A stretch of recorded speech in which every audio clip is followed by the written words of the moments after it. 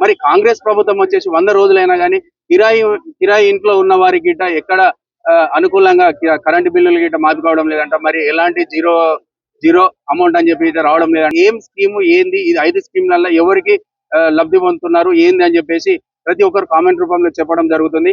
మరి నిజంగానే రేవంత్ అన్న గారు మరి మీరు 5 స్కీమ్లు పెట్టిరు, మరి అందులో ఉద్యమకారుల గురించి పెట్టిరు. ఉద్యమకారుల గురించి అయితే ఇంతవరకు మాట్లాడింది లేదు.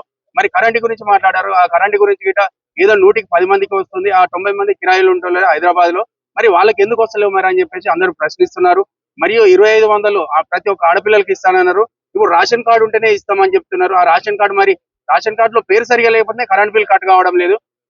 ఒక చిన్న స్పెల్లింగ్ మిస్టేక్స్ ఉంటే వాళ్ళకి రిజెక్ట్ చేసేస్తున్నారు. మరి ఈ స్కీమ్లు అంటే ఇదేనా రిజెక్ట్ చేయడమా? మరి ఆధార్ కార్డు అంటే మరి ఆధార్ కార్డు తెస్తున్నారు, రేషన్ కార్డు అంటే రేషన్ కార్డు తెస్తున్నారు.